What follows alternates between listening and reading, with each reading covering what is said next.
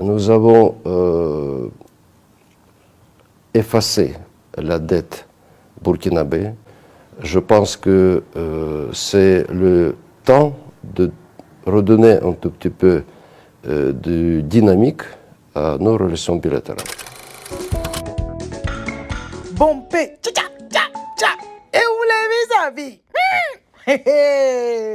Mon cher, la mamaille. Bonsoir les amis. Bonjour, bon après-midi, dépendamment de votre position, les amis. Venons s'affairer un peu. En tout cas, venons s'affairer. Venez, on va s'affairer. Est-ce que vous savez que la Russie est en train d'aider même le Burkina Faso? J'ai dit, l'ambassadeur l'a dit. J'ai dit, si toi tu es burkinabé, tu as envie d'aller étudier en Russie, oui, ils vont donner la bourse. Tu peux partir étudier, il n'y a pas de problème dedans.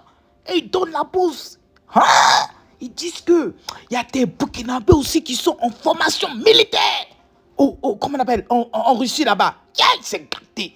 Donc, cher, à l'heure là où je vous parle là, le Burkina, on dirait que le Burkina est en train de suivre les traces du Mali. On dirait que le Burkina est en train de suivre les traces du Mali. Donc, affaire à suivre, c'est qu'il est su. En tout cas, tant que les Burkinabés arrivent à pouvoir chasser les terroristes, là, c'est déjà bon. Donc, en tout cas, je vais vous laisser écouter l'ambassadeur, voilà, de la Fédération de Russie au Burkina, là. Et puis maintenant, avant que je passe la vidéo, je voulais passer une information rapide là. Les amis, si vous savez ce qui s'est passé aujourd'hui. Écoutez. Eh oui, comme je vous disais tantôt, ce qui s'est passé aujourd'hui, les amis, c'est... l'affaire est bizarre. Les amis, après 20 minutes de vol, les amis, après 20 minutes de vol, un avion d'Air Côte d'Ivoire. Ça veut dire Air Côte d'Ivoire est en l'air. Il faut 20 minutes dans l'air. Et puis, écoute, tout à coup, soudain, brusquement, on ne sait pas ce qui se passe. L'avion là a quitté Côte d'Ivoire, ça partait au Mali. Donc ils ont vu que, on dirait ce qui se passe là, c'est panne technique. Donc du coup, le vol de Air Côte d'Ivoire, JF 0710 a dû faire demi-tour, les amis. Voilà les détails. Eh oui les amis, comme je le disais tantôt, voilà les détails. Le vol Air Côte d'Ivoire JF 0710 en partance pour Bamako, comme je le disais, a fait demi-tour les amis après 20 minutes de vol. Les amis, c'était chaud. Il y avait une grosse panique. Les gens commençaient à paniquer dans l'avion. On se demande, mais qu'est-ce qui se passe? Imaginez, vous êtes en l'air comme ça et puis l'avion l'a fait façon. Vous comprenez pas. Et puis on vous dit, rien aussi, on comprend pas. J'ai dit. Donc finalement, les amis, l'avion là a pu atterrir, non? Mais l'avion a pu atterrir vraiment 1 heure de temps après l'annonce du commandant de bord. C'est une heure de temps après l'annonce du commandant de bord que l'avion là a pu atterrir, les amis. Les amis, est-ce que vous savez que un passager a pu donner sa version? Le passager là a dit ceci. Selon afriquesoir.net, le passager là a dit ceci. Nous avons été juste informés qu'il y a une panne technique. Je fais partie des passagers du vol. Donc maintenant, jusqu'à présent là, où je suis en train de parler là, Air Côte d'Ivoire n'a pas donné sa version des faits. Donc, pour le moment, la compagnie aérienne, voilà, n'a pas encore réagi, voilà, selon ce que afriquesoir.net a mentionné dans son article. Donc, du coup, ils ont dit qu'ils ont contacté, voilà, et un membre quand même de la communication de Air Côte d'Ivoire, mais jusqu'à présent, aucune réaction de Air Côte d'Ivoire. Donc, ils attendent la réaction de Air Côte d'Ivoire. Donc, c'est ce que je vais partager avec vous, affaire à suivre. Donc, sur ce, je vous laisse écouter l'ambassadeur, voilà, de la Fédération de Russie au Burkina Faso. Et on se dit à tout à l'heure. Bienvenue dans cet entretien exclusif que l'ambassadeur de la Fédération de Russie au Burkina Faso a accordé à la chaîne au cœur des grands événements, la RTB. Bonjour, Excellence. Bonjour, monsieur le journaliste. Je pense que c'est le temps de redonner un tout petit peu de dynamique à nos relations bilatérales. Alors, vous l'avez dit, Il y a plus de 50 ans que dure cette relation bilatérale entre la Fédération de Russie et le Burkina Faso. Aujourd'hui, quel est l'état de cette coopération? La coopération est au beau fixe. Nous continuons à soutenir les efforts du gouvernement burkinabé en première tête dans le domaine de l'éducation.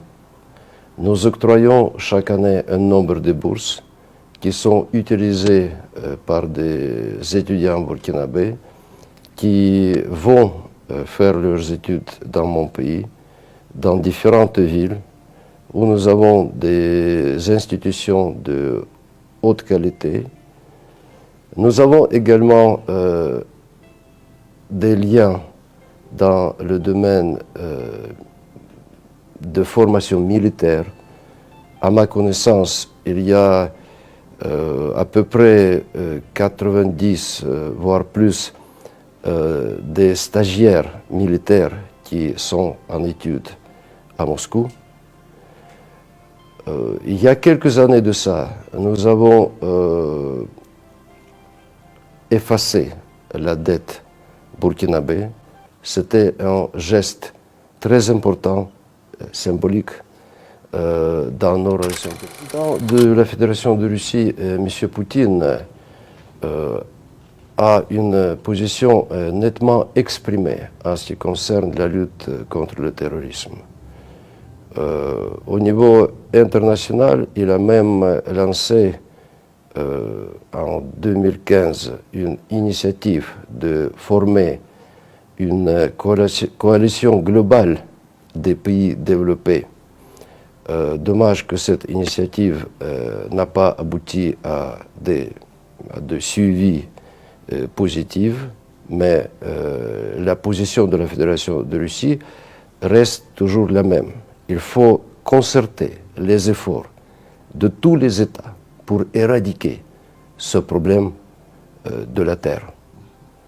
En ce qui concerne le Burkina Faso, en tant qu'ambassadeur de Russie, je souhaite du succès à votre gouvernement, au président de la transition, son Excellence, M.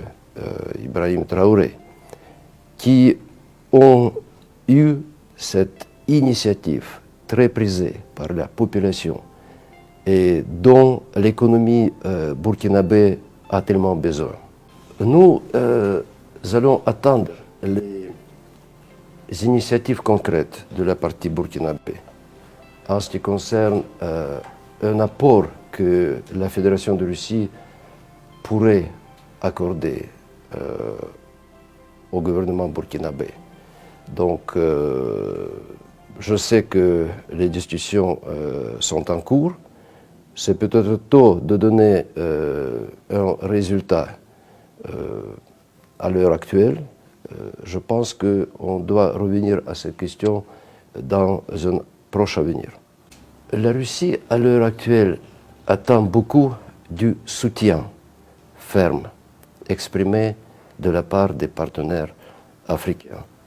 Donc, nous devons concerter nos efforts dans la lutte pour le monde multipolaire, contre l'état de choses qui est basé sur certains principes qui ont été élaborés dans certaines capitales de certains pays.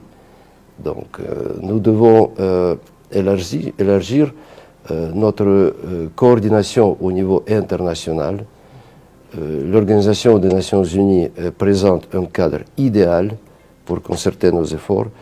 C'est comme ça que nous pouvons franchir cette étape qui est importante autant pour le Burkina Faso que pour la Fédération de Russie. Merci, Excellence, de nous avoir accordé cet entretien. Merci beaucoup. Donc les amis, c'était tout pour cette vidéo. Bonne nuit à vous, bon début de semaine et que Dieu vous bénisse vraiment. Et toi, si tu es nouveau par ici, je te dis bonne arrivée, merci d'être là. Et je dis merci beaucoup, beaucoup, beaucoup aux anciens et que Dieu continue de vous bénir. Les amis, on se dit à tout à l'heure. Bye bye les amis, bye.